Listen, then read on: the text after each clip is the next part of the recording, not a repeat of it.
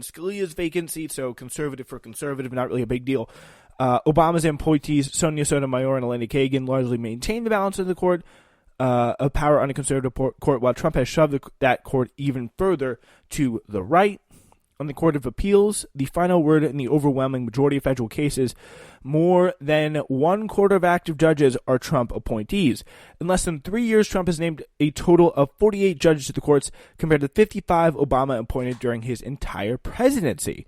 At this point in his presidency, Obama appointed only 24 Court of Appeals judges, meaning that, again, Trump has appointed 48 at this point, so double. He's appointing appellate judges twice as fast here as Obama. At a similar point in their presidencies, President George W. Bush had only filled 30 seats on the federal appellate bench, Clinton 27, Bush 31, and President Reagan 23. On the district courts, the lowest level of federal courts, Trump's impact has been less significant. Obama appointed 268 judges in the 8 years, while Trump's only appointed 112 so far. This is, again, very, very less. It's very, very less. It's a lot less consequential, the district courts, because they deal with much more mundane matters, the stuff that conservatives actually care about, that changes laws across the country. That stuff is going to be decided by the people in the appellate courts, the people who Trump's appointing. So, yeah, and who is appointing in just absolutely record numbers. And by the way, the funny thing is, why is he doing this? Because Obama was blocked in the last 2 years by Mitch McConnell from appointing literally any judge to the courts. He was blocked from appointing any judge to the courts during Obama's during Obama's tenure. He could not do it. He just could not do it. He was stonewalled at every turn. As Justice Sonia Sotomayor said in a candid moment while she was still a lower court judge, the Court of Appeals is where policy is made, and that's what they care about. Policy, policy, policy. They don't care about trial schedules here.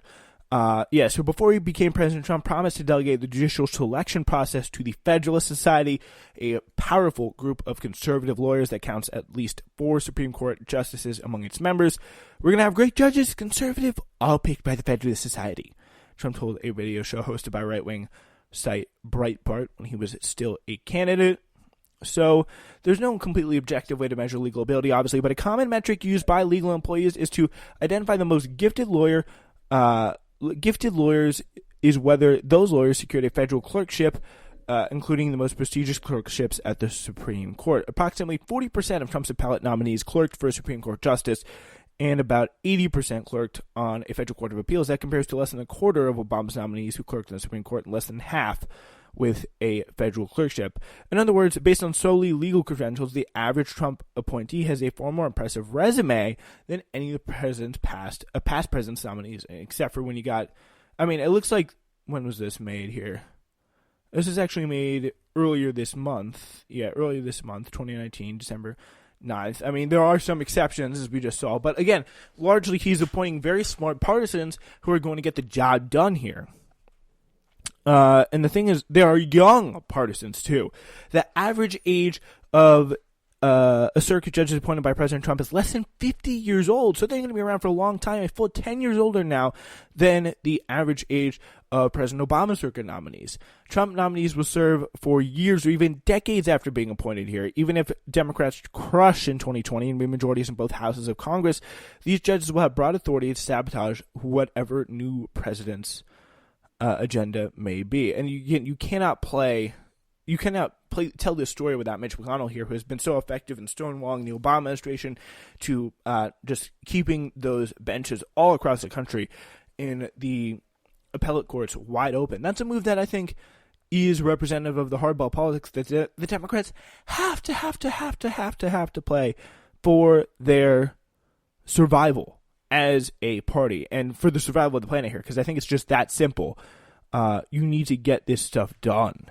It is very, very important. So, in an age of legal dysfunction, whoever controls the courts controls the country.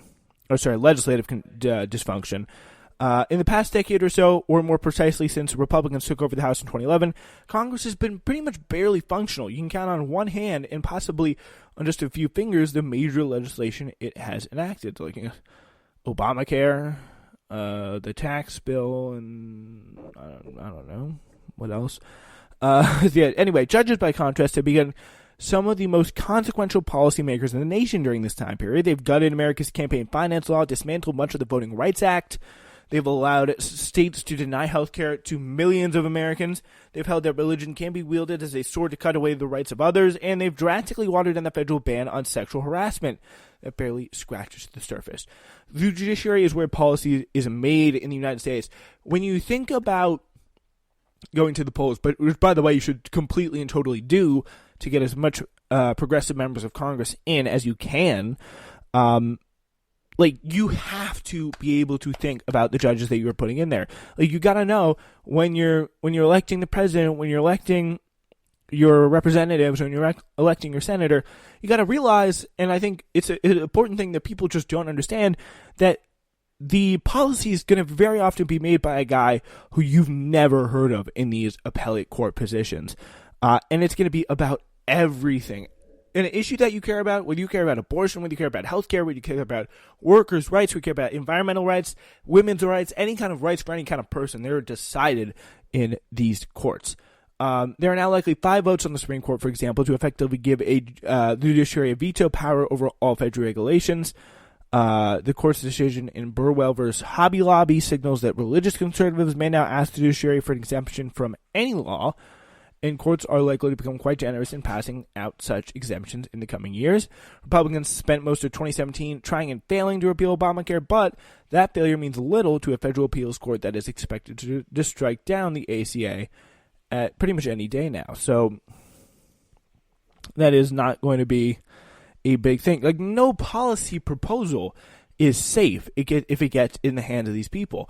While Congress has been unable to function, the executive branch has relied on existing federal laws that delegate some policymaking authority to federal agencies in order to deal with the many of the nation's pressing needs. But with the Supreme Court poised to give judges a veto power over these agencies' actions, the courts could, in effect, strike down any regulation that they dislike. In a Republican-controlled judiciary, this means that any Republican administration will retain broad discretionary authority, while Democratic administrations will be hobbled. It's a huge, huge help what Trump is doing. He's setting up his Republican friends for generations to come, with these people being put on the court at this point in time, or at least a generation, not generations. We can't get too ahead of ourselves, but folks, it's bad. It's very, very bad. We will probably not fully understand just how much power Trump's judges will wield until after Trump leaves office. Right now, the executive branch is ideologically aligned with Trump's judges, so these judges are less likely to object to the Trump administration's actions than more liberal jurists. So liberal jurists, they're in there, obviously, as we've seen, but these judges aren't going to be able to challenge them. They're not going to be challenged in the courts wait till like Bernie Sanders gets in, and this guy, Lawrence Van Dyke, is like, wait just a minute, every time he opens his mouth and starts suing him. And here's why he's been able to do it. The first reason is the effective blockade Senate Majority Leader Mitch McConnell imposed on appellate court confirmations the moment Republicans took over the Senate. McConnell's effort to block Supreme Court nominee Merrick Garland is well known. Less well known, however, are the many lower court nominees who received similar treatment. Under Trump, McConnell's turned the Senate into a machine that churns out judicial confirmations and does little else. He ignored literally hundreds of bills passed by the House. Under Obama, by contrast, McConnell's Senate was a place where judicial nominations went to die. So pretty much it's kind of a flip side of effect when Republicans and Democrats controlled both houses in the first 2 years of Trump's presidency.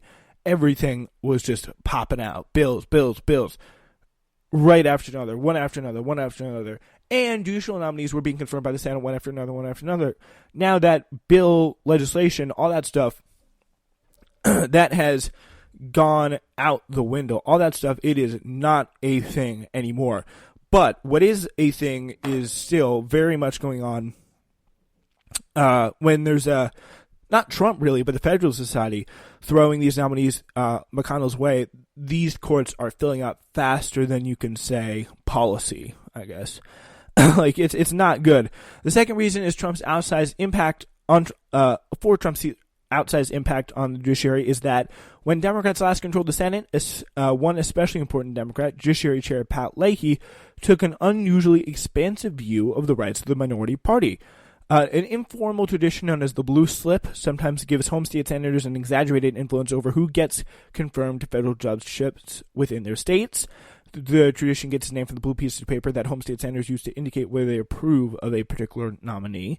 Traditionally, the Senate Judiciary Committee showed some level of deference to senators who disapprove of their home state nominees, although the level of deference given to the senators varied widely depending on who chaired the committee and whether that committee chair was politically aligned with the incumbent president. Leahy, for example, who chaired the committee for most of the Obama presidency, gave home state senators simply extraordinary power to block judicial nominees. Under Leahy, a single senator of either party, again, of either party, this is probably half of the damn Democrats here, a single senator of either party could veto any nominee to a federal judgeship in their state, although federal appeals courts typically oversee multiple states.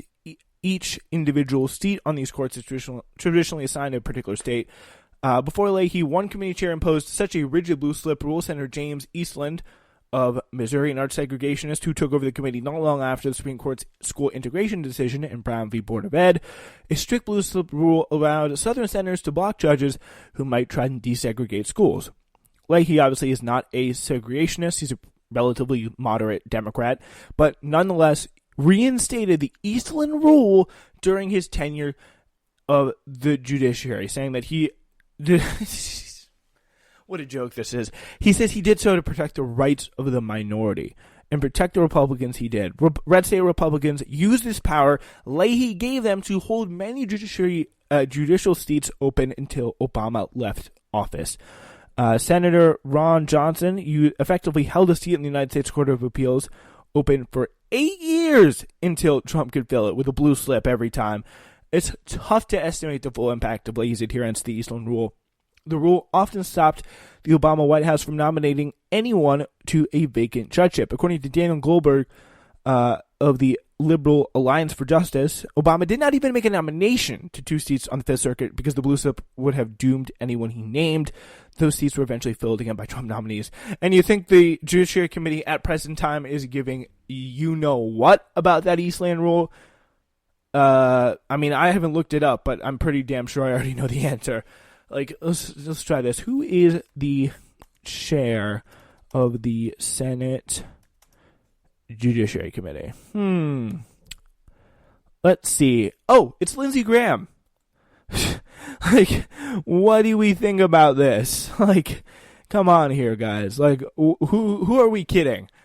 This is, yeah, it's just the way that works. The Eastland rule also weakened Obama's hand in negotiations with Senate Republicans and sometimes forced him to name relatively conservative judges to order to placate senators who could veto judicial nominees. Again, they are in the minority. They lost the damn election. Exercise your power, because when you lose, they're sure as hell going to exercise it over you and stuff your agenda and stuff the agenda of future generations of Democrats for years to come. Senators Saxby Chambliss and Johnny Isakson, for example, effectively held one of Obama's 11th Circuit nominees hostage until Obama also agreed to name Judge Julie Carnes, a George H.W. Bush District Court appointee, to a second vacancy on the same court. Republicans, again, shockingly, they did not reciprocate when they came to power. Not long after Trump took office, the then Senate Judiciary Committee Chair Chuck Grassley started confirming appellate court nominees over the objections of their home state Democratic senators. Republicans, for what is worth, have largely honored the blue slip tradition when a home state senator objects to a district court nominee.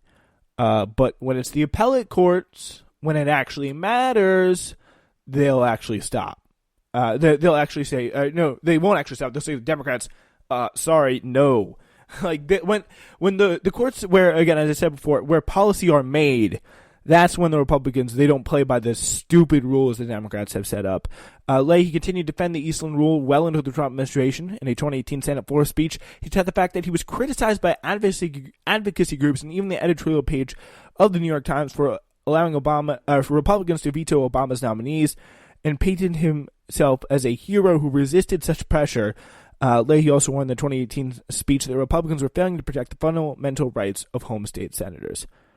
By that point, Leahy's adherence to the Eastland Rule had denied Obama the opportunity to fill many of these seats forever, and he's not going to get that chance now. It's going to be the chance of Donald Trump. I feel happy protecting the rights of minority right now, Patrick Leahy.